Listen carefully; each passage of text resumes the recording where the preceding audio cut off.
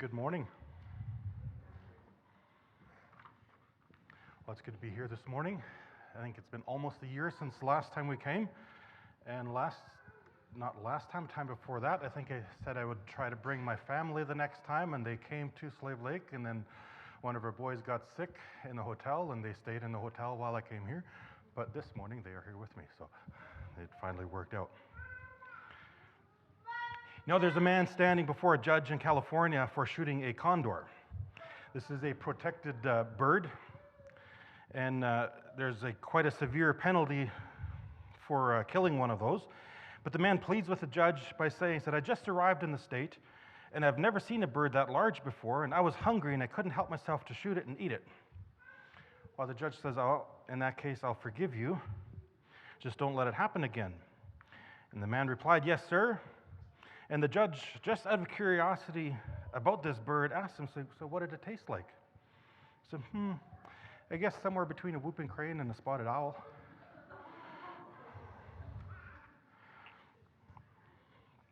You know, sometimes we get ourselves into trouble. And sometimes we're in more trouble than we actually realize. This man obviously seeming to be pretty naive to what he was saying. But we tend to get ourselves into more trouble than we realize, and we need a way out. This morning I want to share a story of redemption, but before we get to that, just a very brief report. I don't have anything major to report from back home. Not a lot has changed. We've been there for those of you who don't know, we've been ministering primarily to the Denidau First Nations for the last 16 years. And we don't see a lot of fruit. But just recently, we had one gentleman who used to be a youth worker in one of the communities. And I would do youth ministry, and so the kids would come, and we'd do our devotion times and whatever. And he would always sit on the sideline and making it very evident that he really didn't want to have anything to do with that. But he was the band-appointed youth worker, so then he kind of had to be there too. And so he kind of sat off on the sidelines, and just recently I met him uptown, and he asked if I still did those Bible studies for adults, and said, yes, I do, and said, man, you're still doing it, eh? And he made a comment, said, you must really believe it. And said, yes, I do. Because if I didn't believe it, then I would have given up a long time ago. And he said, well, would you be okay if I started coming? And he's been there once, but I've talked to him on the phone a number of times, and it's been a few weeks now where he didn't come, and every time he'd call, said, sorry, this came up, and one time it was a wake of a family member, said, I can't make it, but can you pray for me? I still want to come. And he's really, really showing a desire to want to know more. And he was kind of like this man. He said, I've messed up my life. I need help. And so that's very exciting. And over the 16 years, you know, most of the people when I see them, I can kind of place them and say, okay, this person is the son or the daughter of so-and-so, or this is the mother or the father of so-and-so. But last week, I was in a restaurant, and this old lady, she's probably around 80. She came up behind me, tapped me on the shoulder, and I said, excuse me, sir. And I looked, and here's this old lady, and said, you're Abe, right? I said, yes. I've always wanted to meet you. And I said, really? See, I see you in our community. I see you talking, visiting people, and I see you at funerals, and you're helping people. And I always wanted to meet you, but I never had the chance. And so we talked for a few minutes and said, would you ever be able to come to my house? And she told me where she lived, and I said, I would love to. And that was last week, so this coming week, I plan to go visit her. Opportunities. Sometimes we feel like there's not much happening, but I don't know what's going on in this lady's life, but she really wanted to meet with me. She really wanted to talk. So you can pray for her, and pray for me as well. So little steps. But if we look back 16 years, you know, day to day, it doesn't seem like there's much going on. But if we look back 16 years, then a lot of things have happened. A lot of bad things, discouraging things, but also a lot of good things that have happened. We definitely see God at work. So I appreciate your prayers for us as we continue on, and pray for the people as well. But this morning I want to share a story of redemption that we find in 2 Samuel chapter 9. Now, I'll be reading it from the NLT version. I'll just read it and then we'll come back to it after that. It says, "One day David asked, 'Is anyone in Saul's family still alive? Anyone to whom I can show kindness for Jonathan's sake?' He summoned a man named Ziba, who had been one of Saul's servants. 'Are you Ziba?' the king asked. 'Yes, sir, I am,' Ziba replied. The king then asked him, 'Is anyone still alive from Saul's family? If so, I want to show God's kindness to them.' Ziba replied, 'Yes, one of Jonathan's sons is still alive. He is crippled in both feet.' 'Where is he?' the king asked. 'In Lo-debar,' Ziba told him, 'at the home of Machir, son of Amiel.' So David sent to him and brought him from Machir's home. His name was Mephibosheth. He was Jonathan's son and Saul's grandson. When he came to David, he bowed low to the ground in deep respect, and David said, 'Greetings, Mephibosheth.' Mephibosheth replied, 'I am your servant.' 'Do not be afraid,' David said. 'I intend to show kindness to you, and because of my promise to your father Jonathan, I will give you all the property that once belonged to your grandfather Saul, and you will eat here with me at the king's table.' Mephibosheth bowed respectfully and exclaimed, 'Who is your servant that you should show such kindness to a dead dog like me?' Then the king summoned Saul's servant Ziba and said, 'I have given your master's grandson everything that belonged to Saul and his family. You and your grandsons and servants are to farm the land for him to produce food for your master's household. But Mephibosheth, your master's grandson, will eat here at the table.' Ziba had 15 sons and 20 servants. Ziba replied, 'Yes, my lord the king, I am your servant, and I will do all that you have commanded.' And from that time on, Mephibosheth ate regularly at David's table, like one of the king's own sons. Mephibosheth had a young son named Micah. From then on, all the members of Ziba's household were Mephibosheth's servants, and Mephibosheth, who was crippled in both feet, lived in Jerusalem and ate regularly at the king's table." That is 2 Samuel chapter 9. Reading it, we might say, well, that's the story of Mephibosheth. But I would disagree with that.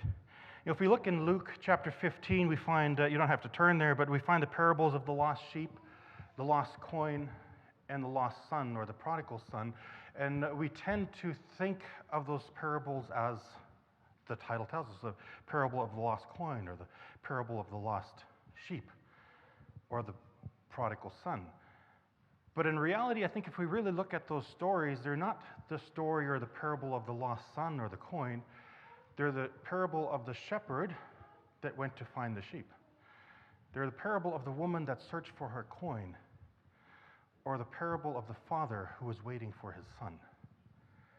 Because those were the key characters in those stories. And likewise, I think if we look at Samuel chapter 9, or 2 Samuel chapter 9, it's not so much a story of Mephibosheth as it is a story of King David. And I want to look at that this morning. I want to back up a little more in David's history and take a look at his story and see what we can learn about David from that. If we back up all the way to 1 Samuel 17, we're just going to start there with David and Goliath. Anybody here that knows David and Goliath? Everybody, right? That's a story we learned from when we're just little kids. It's one of the first stories, and we love that story because there's action and there's a lot of excitement and some dangerous stuff going on. We like that story. So there we find David. He's still a youngster, and he kills Goliath. But he didn't just go and kill Goliath for the sake of killing him. He didn't kill Goliath to prove a point, to prove his manhood. The reason he killed Goliath was because Goliath defied the armies of the living God. Not because David was there to prove a point, not because he was angry, just an angry young man, but he saw what Goliath was doing. He was defying the armies of the living God. And he walked up to Goliath and said, "You come to me with your javelin and all your armor," and said, "I come to you in the name of the Lord." And he said, "Who are you to defy my God?" And that is why David killed him. We see a little bit of David's character coming out even in that story. Not long after that, David became the commander of Saul's army in 1 Samuel 18. Obviously, the whole army was scared of Goliath, and for David to have the nerve to go up and face this giant, everybody had a deep respect for him, and through that, he earned a place in Saul's army. And Saul loved him too, but it didn't take very long, and Saul started seeing David as a threat and said, I got to get rid of this guy. And he started trying to kill David. David ran for his life, but David and Jonathan, who was a son of Saul, became good friends, very close friends. And Jonathan knew that one day, rightfully, Jonathan was the heir to the throne. Rightfully, after Saul would have died, Jonathan would have become king, and Jonathan knew that. But Jonathan also knew that God had appointed David to take the throne. Jonathan knew that he would never become king. But yet he was friends with David. And he knew that his dad was after David's life, but he also knew that if Saul and his army were going to go after David, and God had anointed David, he knew that it's not going to turn out well for my father. So in 1 Samuel chapter 20, Jonathan pleads with David to make a promise to him that if anything happens to my father and me, if we get killed, will you please take care of my family? Will you please take care of my family? Because of our friendship, and David promised to do that. So Saul continues to hunt David, and David has ample opportunity to kill Saul, but yet every time he refused. And why did he refuse? I mean, he was standing right there. He could have killed him. He was standing right beside Saul. Saul was sleeping. He could have killed him right there, but why didn't he do it? He said, "Far be it from me that I should kill the Lord's anointed." Because Saul was still anointed to be king. And David said, I will not do that for that sake. I cannot take him out. He had to let God do that. Again, we see David's character coming out in that. So in 1 Samuel 28, Saul and his sons, including Jonathan, were killed in battle, and David is anointed king in Judah. Now, there was a divided kingdom for a short time. David was king in Judah, and he fought many battles. He fought the Amalekites and had defeated them. And eventually, David reigns over all of Judah and Israel. And David continues to fight many battles, and he wins every single one. Every battle, every enemy that came against him, David and his army, they won every single battle. And the people, all the people of Judah and Israel, they loved King David. And why did they love him? Not just because he won all the battles. I'm sure that had part of it. But they loved David in 2 Samuel 8:15. They loved David because David did what was just and right for all his people. Now, I wish we could say that for our government, that the government is our friend. The government that does what is just and right. They treat everybody fairly. They do what is right. They would get our vote, right? That was David. He did what was just and right for all his people. David seems to be at the peak of his reign. He's won all the battles, every battle they've ever gone into. He won them all. The people they love him. They follow him. They're devoted to him. And David is at the top.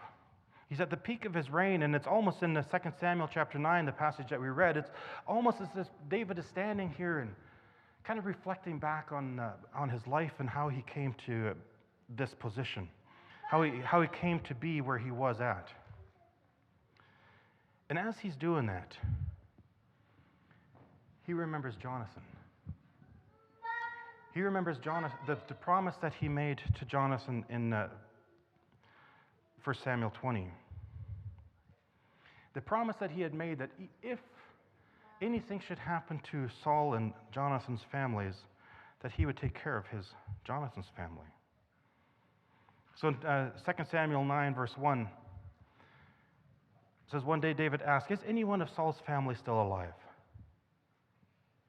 The common practice would be for David to become king, he would then get rid of anybody from the former king's family. He would kill the whole family line. He would get rid of them because any one of them would be a threat to the throne. So the common thing would be for David to come in and wipe out anybody in the family of Saul. All of Saul's descendants would wipe them out. And we see an example of this in 1 Samuel 22, verse 16, where Saul, in his pursuit of David, there's a priest that helped David, not knowing that David was running from Saul, but this priest helped David, and Saul came along and he found out about that. He did not only kill the priest, but he killed everybody in the priest's family. He killed them all. He wiped them out. That was common practice. So for David to now come and ask, is anyone in Saul's family still alive? This is what people would have been thinking. Oh, he's going to go wipe him out. But he says, anyone to whom I can show kindness for Jonathan's sake. To show kindness. David wasn't out to kill Jonathan's family. He said, somebody that I can show kindness for Jonathan's sake. Not because this family member or heir to the throne deserved kindness. This was purely for Jonathan's sake. Anyone to whom I can show kindness for Jonathan's sake. He summoned a man named Ziba, who had been one of Saul's servants. Are you Ziba? The king asked. Yes, sir, I am, Ziba replied.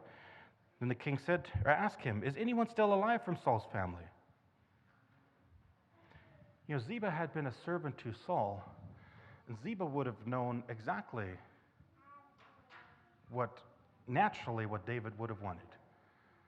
And if he was devoted to Saul, he would be quite hesitant to tell David anything. It says, is anyone still alive from Saul's family? If so, I want to show God's kindness to them. God's kindness. What is the difference between God's kindness and your kindness? I don't know the answer to that, but I know the difference between God's kindness and my kindness. My kindness has limits. I'll give you one chance, 2 chances, and if I'm really generous, I'll give you 3 chances. After that, you're done. But God's kindness, the people, they sinned against him time and time again, and they repented and they came to God and he forgave them, and they started over, and then they sinned against him again, they rebelled against him, and God forgave them again, time and time and time again.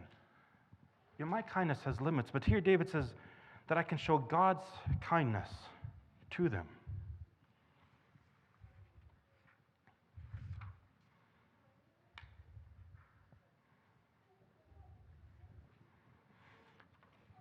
In 2 Samuel chapter 4, verse 4, we have a little bit of a background on Jonathan's son.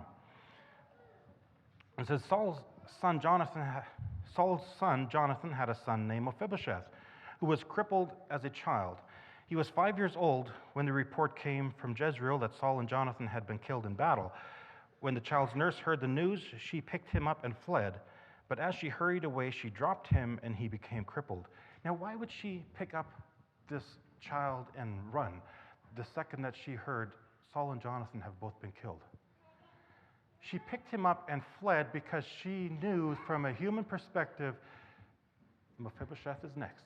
David is going to come after every heir to the throne. He's going to come wipe out the whole family line.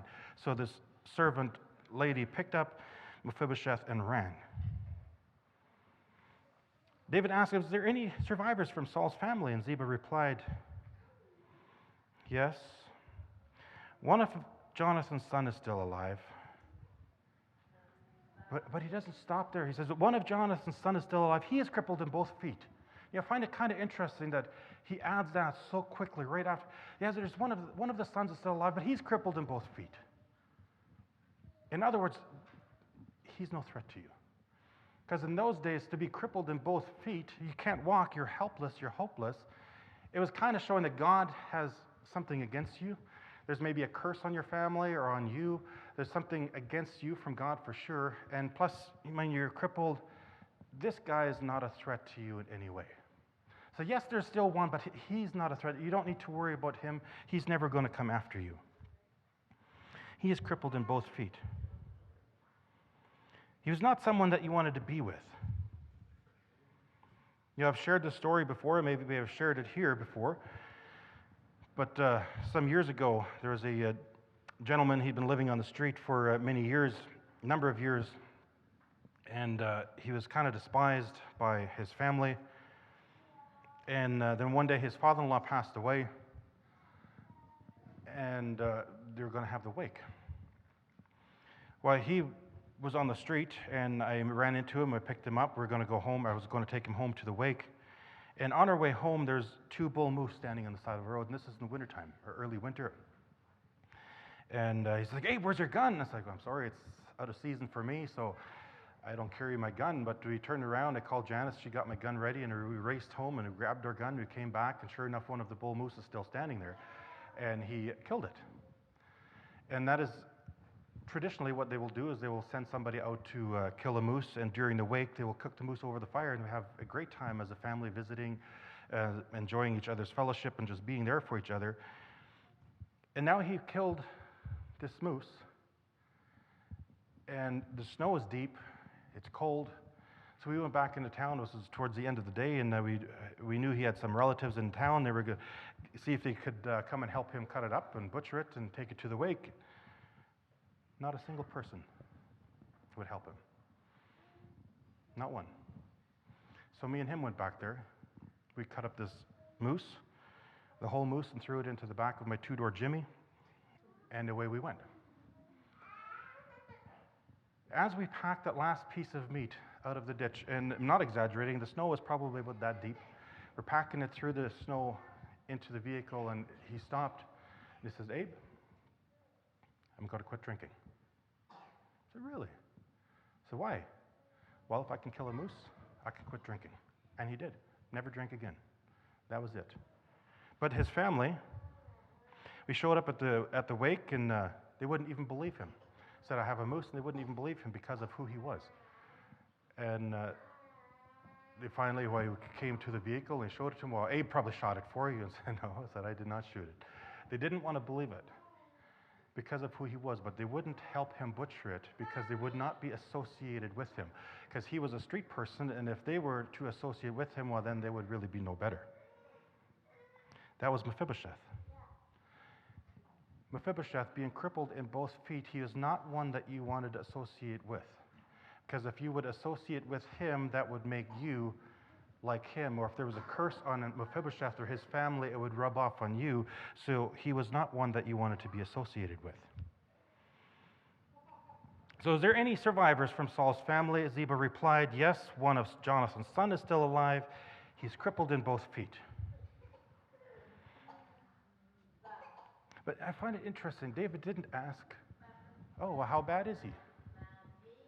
Can he walk? Does he use a walker? Is he on crutches? Is he in a wheelchair? How bad is he?" David never asked that. He simply said, "Where is he?" The king asked. "In Lo-debar," Ziba told him, "at the home of Machir, son of Amiel." In Lo-debar. Now, it's just some weird name that we don't really associate much with. But Billy and I had the privilege of going to Bolivia. I don't know if it was like that for you, but there's many names on the sides. I could not even read them. I couldn't pronounce them. And if somebody told them to me, I didn't remember them because they meant absolutely nothing. But if you talk to the locals, well, it means this and this. So the names for those locations, they had a meaning. But I didn't know the meaning, so it meant nothing. It was just some weird name that was hard to pronounce. And Lo-debar is kind of like that. But Lo-debar means the place where nothing grows. The place where everything is dead. Where nothing can come out. Almost as if a God-forsaken place. A place where God wasn't. So David asked, "Where is he?" And Ziba replied, "In Lo-debar, at the home of Machir, son of Amiel." So this Mephibosheth, he is crippled in both feet, in a place where nothing grows, he's a person that nobody wants to be associated with, in a place that nobody ever wants to go near. So what did David do? So David sent for him and brought him from Machir's home. His name was Mephibosheth. Now, I don't know if his name was actually Mephibosheth. I know the Bible says that. But I kind of think that it was probably how he was known. He was known as Mephibosheth. Mephibosheth means out of the mouth of shame. Now, I find it a little hard to believe that parents would name their child. John, you just had a little girl, right? I think it was John. So I find it a little hard that we would name our child out of the mouth of shame. It doesn't really sit well with me, maybe. But if we look at even in Judges 3, we have King Eglon. I don't think his name was Eglon. I think he was known as Eglon because Eglon means fat cow. Now, again, I find it a little hard to believe that a mom can give birth to her child. Look at you, fat cow. I find it a little difficult, but this king was very fat. So he became known as Eglon, but I don't know if that was actually his name. And Mephibosheth, he was known as Mephibosheth. I don't know if that was actually his name or not, but that's how he was known, out of the mouth of shame. Crippled in both feet, in a place where nothing grows. Nobody wants to associate with him or the place where he is. And his name was Mephibosheth. He was Jonathan's son and Saul's grandson. Now, this person, Mephibosheth, he was a prince. He was the heir to the throne, or he should have been the prince. He should have lived a life of royalty. And yet here he is, out in the desert where nobody wants to go, with probably no friends at all. And when he came to David, he bowed low to the ground in deep respect, and David said, "Greetings, Mephibosheth." Mephibosheth replied, "I am your servant. I am your servant." He understood how this program worked. He understood that David had every right to kill him. He understood, like the prodigal son when he came home, that I'm not worthy to be called your son. So he said, right away, he replied, "I'm your servant. I'm going to do whatever it is that you want me to do." And David said, "Don't be afraid. I intend to show you kindness." Why? Not because Mephibosheth deserved it, not because he was a great guy, not because David had pity on him, not because he said, "Well, you've suffered enough, I'm going to take you out of it now." Simply because of my promise to your father, Jonathan. And to translate it into one word, we would say grace. Has nothing to do with you, Mephibosheth, but because of the promise that I have made to your father, I'm going to show you grace. I will give you all the property that once belonged to your grandfather Saul, and you will eat here with me at the king's table. This is a full restoration. I'm going to pull you out of that place where nothing grows, and I'm going to restore all that land that you should have had as a prince. I'm going to give you all of that. I'm going to give you servants that are going to be farming it for you. They'll take care of it for you. And having this land gave him a position, a title. He was no longer this Mephibosheth that nobody wanted to be associated with in that forsaken land, but he was now a landowner. He had servants working for him, and it says, "And you will eat at my table." You will eat at my table. Mephibosheth bowed respectfully and exclaimed, "Who is your servant that you should show such kindness to a dead dog like me?" To a dead dog like me. Mephibosheth knew none of this could possibly come because of something that he had done or because of who he was. He understood that this has to be an act of grace. Then the king summoned Saul's servant Ziba and said, "I have given your master's grandson everything that belonged to Saul and his family. I have given. It's already a done deal. He didn't say, I'm planning to, or I'm thinking about giving it to him, or so we're going to see if we can work out a deal. He simply said, I have given. It's a done deal. It's sealed. I have given this to Mephibosheth. I've given your master's grandson everything that belonged to Saul and his family. You and your sons and servants are to farm the land for him, to produce food for your master's household. But Mephibosheth, your master's grandson, will eat here at my table. Ziba had 15 sons and 20 servants. Now he would have servants working for him. Instead of people despising him, he would have them working for him. He would be their master. Ziba replied, Yes, my lord the king, I am your servant, and I will do all that you have commanded. And from that time on, Mephibosheth ate regularly at David's table, like one of the king's own sons. You're like one of the king's own sons. Not as an outsider, not as a guest, not as somebody that we'll tolerate,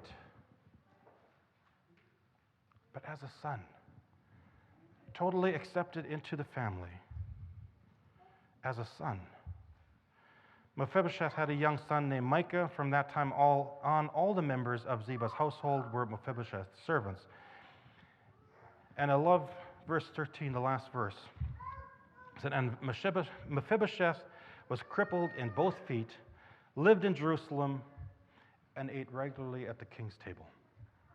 You know, verse 13 basically sums up all the verses from verses 1 to 12. Mephibosheth, who was cursed, who nobody wanted to be associated with, living in a place where nothing grows, was eating at the king's table. He had servants working for him. He was in a place of honor.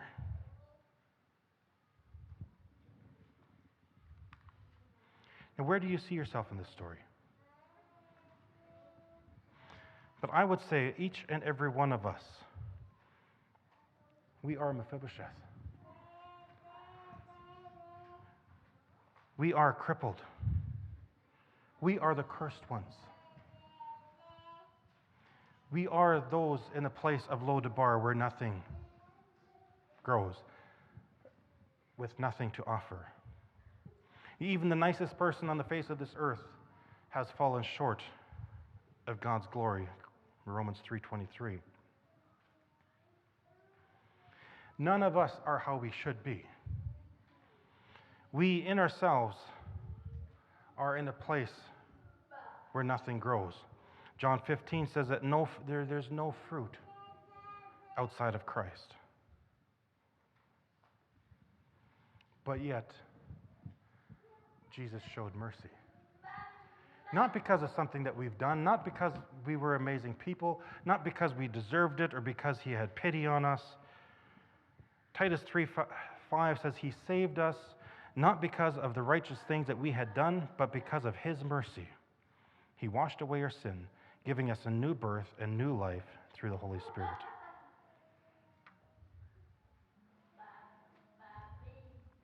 In Luke 14:15-24, we have the story of Jesus tells the story of this rich man, and he's going to throw this big party, and he invited all his friends and his family to come and join the party, but every single one of them, they had some kind of an excuse. Maybe tomorrow.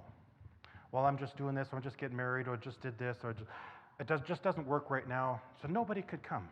Everybody was too busy. So then he said, well, go invite the crippled. Go invite the blind. Go invite the lame.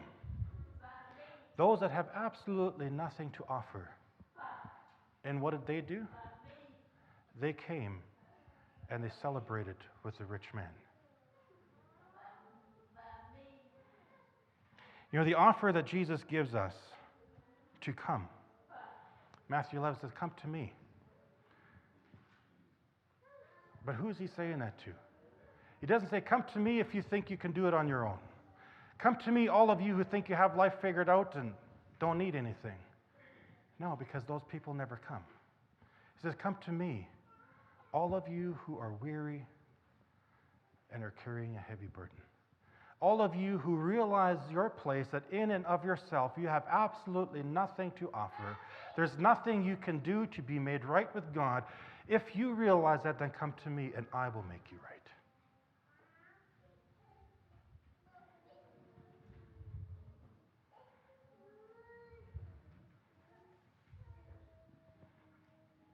Mephibosheth, who was crippled in both feet, lived in Jerusalem and ate regularly at the king's table.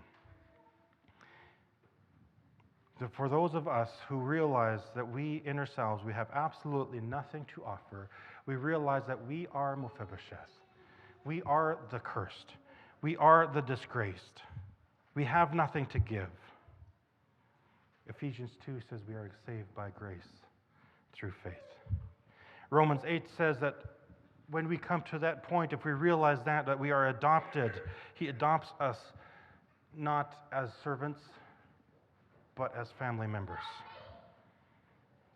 Hebrews 1 tells us that we too will have servants working for us, the angels who are called to minister to those being saved. 1 Peter 2 says that we are brought from darkness into light. And in Luke 14, dining at the Lord's table. In closing, I want to read the story found in, it was published in the Good News Publishers in Westchester, Illinois. And it goes like this. Tom carried his new boat to the edge of the river. He carefully placed it in the water and slowly let out the string. How smoothly the boat sailed. Tom sat in the warm sunshine, admiring the little boat that he had built. Suddenly, a strong current caught the boat. Tom tried to pull it back to the shore, but the string broke, and the little boat raced downstream. Tom ran along the sandy shore as fast as he could, but this little boat soon slipped out of sight. All afternoon, he searched for the boat. And finally, when it was too dark to look any longer, Tom sadly went home. A few days later, on his way home from school, Tom spotted a boat just like his in a second-hand store window. When he got closer, he could see that sure enough, it was his. Tom hurried into the store and talked to the manager and said, "Sir, that's my boat in your window. I made it." "Sorry, son, but someone else brought it in this morning," replied the manager. "If you want it, you'll have to buy it for $1. Tom ran home and he counted all his money, and he had exactly $1. When he reached the store, he rushed to the counter. "Here's the money for my boat." As he left the store, Tom hugged his boat and said, "Now you're twice mine. First I made you, and now I have bought you." And first Christ made us, but then he bought us because we strayed away, because we rebelled against him. We went to the place where nothing grows. We were the Mephibosheth, and he bought us back by grace, by the blood of Jesus, his own blood. Now, I don't know what that does to you,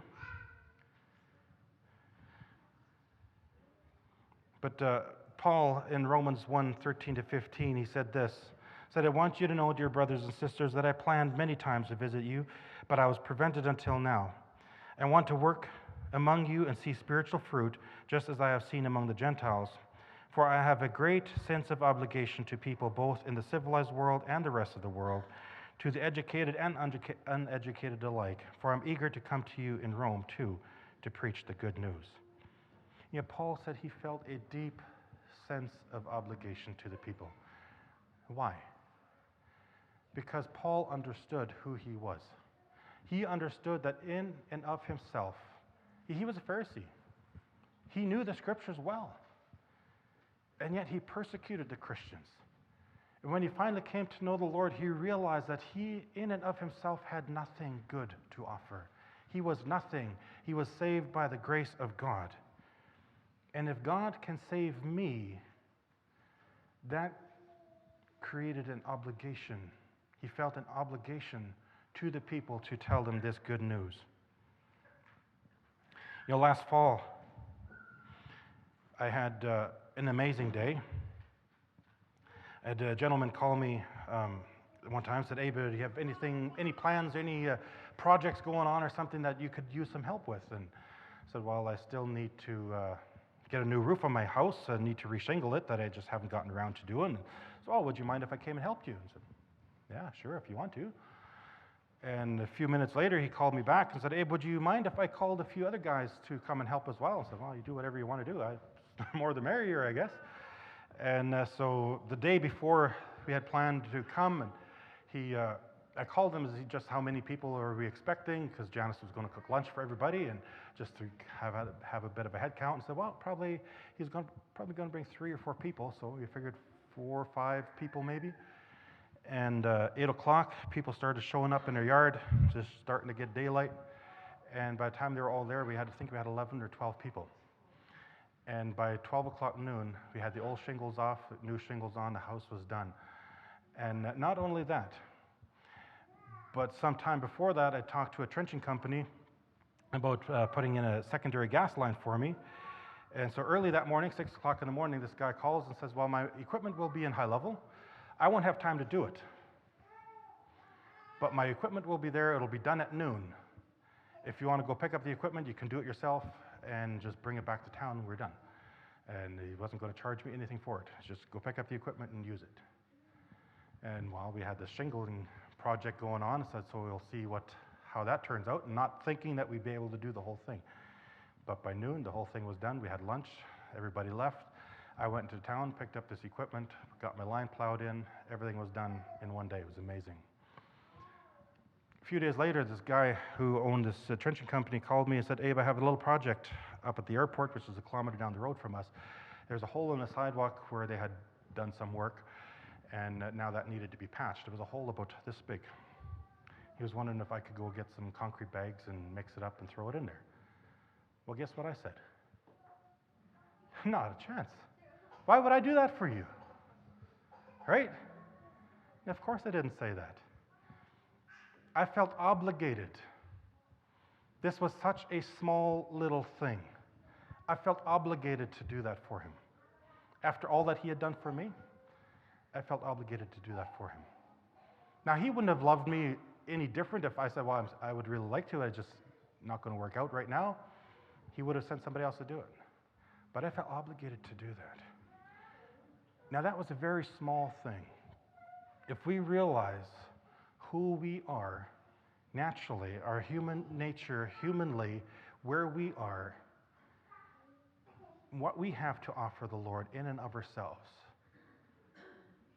which is nothing. And then he says, "Well, I will do it for you. I will give my life.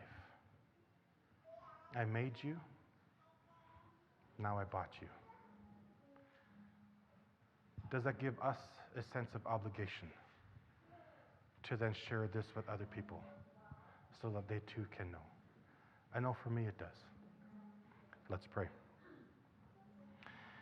Heavenly Father, we thank you for your goodness to us. We thank you for your mercy. We thank you for your grace. We thank you for your redemption, of how you first made us and you watched us walk away from you. You watched us like the father of the prodigal son, and you waited for us to return. And when we looked to you, you forgave us. You bought us back. We thank you for that. And Lord, I pray that this would be a message that would be very dear to our hearts, that we would sense this obligation to share this message with the people around us. So as we do that, I just pray that you will give us grace, mercy, give us strength and courage. In your name, Lord Jesus, we ask it. Amen.